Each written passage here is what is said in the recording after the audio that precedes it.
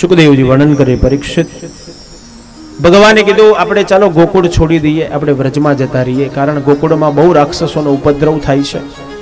ભગવાન વ્રજમાં આવ્યા. એ વૃંદાવન કેવું છે? તો વિશ્વકર્માએ જેની રચના કરી છે તે વૃંદાવન. તદીતદ વનમ નામમ વનમ બ્રહ્માત્મકમ. એ વ્રજ કેવું છે? સ્વપદે રમણીયમ અંકિતમ ઇતિ વૃંદાવન. વૈકુંઠ કરતા પણ જે શ્રેષ્ઠ છે તે વૈકુંઠ, તે વૃંદાવન છે. એ વ્રજ જ્યાં શંકરનો પણ પર્વત છે, વિષ્ણુનો પણ પર્વત છે અને બ્રહ્માનો પણ પર્વત છે, તે વ્રજ છે. આવતીકાલની કથા જે કહેશે કે અક્રૂર વ્રજનો મહિમા ગાય છે, વ્રજધામનો મહિમા ગાય છે.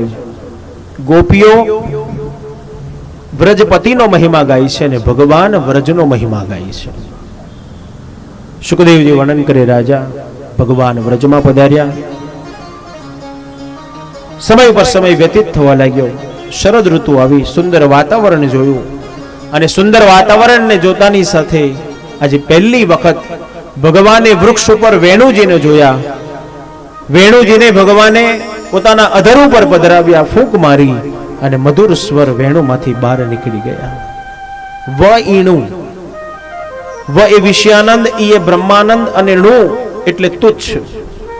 જેની સામે સંસારના સુખ તુચ્છ લાગે તે વેણુ.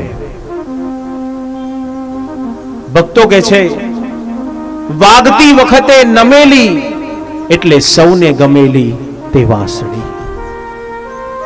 વેણુ વગાડે એટલે જે વેણુ વગાડનારો હોય ક્યારેક જોજો કે વેણુ વગાડતા વગાડતા એ ઝૂકી જાય છે.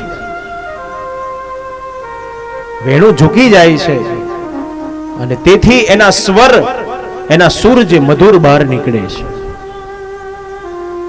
અને નમે એ સૌને ગમે. જે ઝૂકી જાય છે એ બધાના પ્રિય બની જાય છે. તો વેણુ ઝૂકી ગઈ તો પ્રભુના અધર સુધી પહોંચી ગઈ. ગોપીઓને જે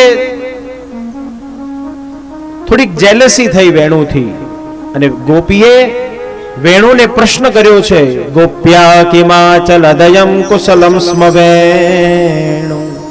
અરે વેણુ, તે એવું કયું પુણ્ય કર્યું છે કે અમારા દામોદરના અધર સુધી પહોંચી ગઈ? વૈષ્ણવ ભક્તો જેની આશા રાખતા હોય એના કરતા પહેલા તું દામોદરના અધર સુધી પહોંચી ગઈ. અરે અમારો કનૈયો તો કેવલ ફૂંક જ મારે છે અને તારામાંથી આટલા મધુર સ્વર બહાર નીકળે છે. ત્યારે વેણુ પોતાના જીવનની કથા કહે છે. પરિવારની સાથે હું જંગલમાં રહેતી હતી. કઠિયારાએ મને પરિવારથી જુદી કરી, આખા શરીરેથી પોલી બનાવી, મારા ઉપર 7 કાણા પાડ્યા. આટલી બધી હેરણોમાંથી હું પસાર થઈ તો પછી મારામાં કોઈ કર્કશ રહે ખરી? બસ આપણે પણ વેણુ બનવાની જરૂર છે. વેણુ એટલે શું? શરીર ઉપર 7 કાણા પાડશો? નહીં, પણ શરીર ઉપર આવેલા 7 દોષોને શરીરમાંથી બહાર કાઢી નાખો. કયા દોષ છે? અહંકાર, અભિમાન, રાગ, દ્વેષ, ઈર્ષા, મારું તારું. આ બધા દોષોને બહાર કાઢી નાખો તો તમે પણ વેણુ જેવા મહાન બની જશો અને દામોદરના અધર સુધી પહોંચી જશો. સુખદેવજી વર્ણન કરે રાજા ભગવાન વેણુધર થયા. ગ્વાલોએ કીધું કન્યા હવે દૂર દૂર સુધી ગાયો શોધવા નહીં જવું પડે, તું વેણુ વગાડીશ ને ગાયો દોડતી આવતી રહેશે. સુખદેવજી વર્ણન કરે પરીક્ષિત સમય ઉપર સમય વ્યતીત થવા લાગ્યો.